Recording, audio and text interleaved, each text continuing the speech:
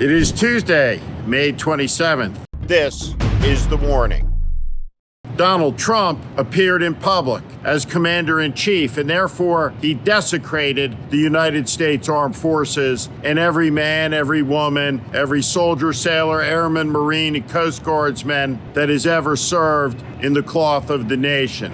The desecrations began at West Point, where Donald Trump told the cadets about trophy wives. It moved on to Memorial Day. We're standing in front of people who gave all. He talked about himself as a man who has it all. He didn't shake hands. He departed immediately to play golf in Bedminster, New Jersey. This is a season of desecration of the armed forces of the United States. It will all build up until June the 14th, Flag Day, the 250th anniversary of the greatest force for liberation in the history of the world, the United States Army, when Trump will throw a Kim Jong-un style parade for himself down Pennsylvania Avenue and force a brigade worth of America's armed forces to march by. We'll see tanks and trucks and flybys,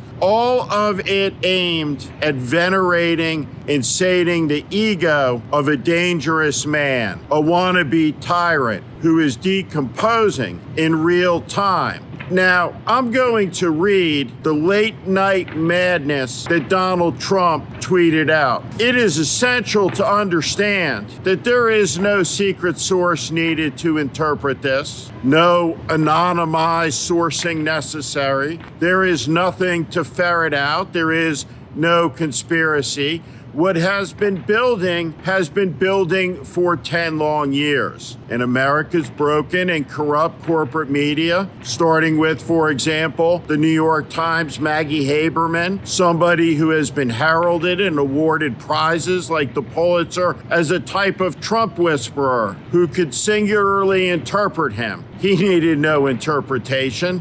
What he needed was straight reporting, the type of reporting that could attach what he is saying to history, to meaning, and none of it happened. But what I'm going to read you, what he desecrated Memorial Day with, is as vicious as anything that ever came out of the mouth of Adolf Hitler in the 1920s, or came out of the mouth of Joseph Goebbels. That's what this is. Happy Memorial Day to all the scum that spent the last 4 years trying to destroy our country through warped radical left minds who allowed 21 million people to illegally enter our country, many of them being criminals and the mentally insane, through an open border that only an incompetent president would approve, and through judges who are on a mission to keep murderers, drug dealers, rapists, gang members, and released prisoners from all over the world in our country so they can rob, murder, and rape again.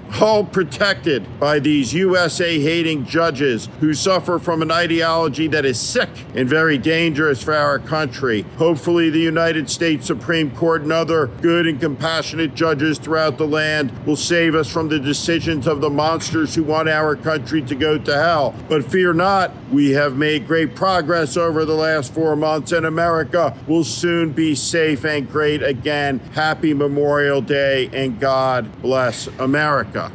What this is a sickness. What this is fascism. And it has come to America, as was long predicted, wrapped in the flag and carrying the cross. And it is a philosophy of cruelty and lawlessness. It is an orgy of corruption that we are seeing play out in the United States. And one facet of that corruption that we have to talk about is the Jake Tapper book, Original Sin. Now, let me set the record straight. The original sin was the allowance for the conspiracy theories to bloom on television screens and network studios that allowed for the American people to believe that a fair election was a stolen one, and to believe that Donald Trump had been cheated out of something he lost, and allowed that lie to spread and allowed there to be a season after the coup, after the insurrection, where there was no accountability whatsoever. And so the lie festered and grew and it grew and it grew. And let's be clear, that's what the original sin was. Now, Original Sin, reported mostly by Alex Thompson, according to media reports, is a good book. It documents a terrible wrong that was perpetrated on the country by a small group of people. Mr. Donnellan, Steve Ricchetti, Anita Dunn, Anthony Burnow. These people did terrible things to the United States, and they are directly responsible for Donald Trump being in the White House. You had a small group of unelected people trying to maintain power no one elected them to hold, while making an argument about the necessity for democracy. It's awful, but it all happened in plain sight, and nothing that is in Jake Tapper's book is anything that could not have been ferreted out while Joe Biden was president. But Jake Tapper and everyone at CNN went along with it for ratings, for profit, for the money. This was all covered like a UFC match, not like an exigent circumstance in an existential election where fascism was bearing down on the United States. No. It all happened in plain sight. Day after day after day, Jake Tapper makes the argument that the White House ran an intimidation campaign. Well, why? What might the motive have been? Could he not have connected the dots? The book is an admission that losing access was not worth it. Tapper admits this in interviews when he says, I pulled punches basically while I was waiting to host the debate. I tried to equalize the coverage, not to offend the powerful people that I need access to in order to do my job, in order to land the debate, so we can do the Rocky music, or at least the CNN version of it. And so now Jake Tapper is saying to Piers Morgan, who is at the center of character assassination as a Rupert Murdoch henchman, a man with no credibility, a list of ethical disasters that are like the Exxon Valdez that have followed him. This man is the guy telling Jake Tapper in an interview that, no, Jake, what you wrote about is not like Watergate.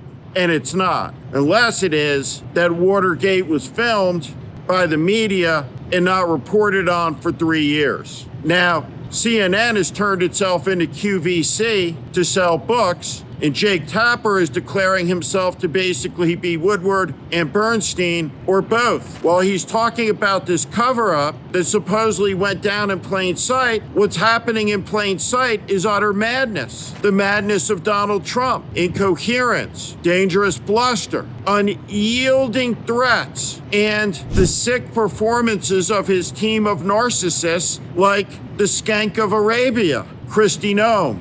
Everywhere, Donald Trump is asserting power and doing it with statements that are crazed, deranged, incoherent, and I guess, judging by what we're talking about now, in another 5 or 6 years, we'll get to read a book about it by Jake and hear the next apology about how he's learned some humility. Except, in Jake Tapper's case, he really hasn't. Because the Jake Tapper who said he learned a lesson about humility when he was asked about, what's your reaction to all the criticism, said, well, nobody who means anything to me is anybody who's criticized me. Think about that. Who's important to Jake Tapper? And is he on your side? Is he invested in telling you the truth about the man who's commander-in-chief right now? Or does CNN need access to please that man so it can put on the next town hall, the next show, and maybe Jake Tapper can host it? Maybe he can write another book and one after that.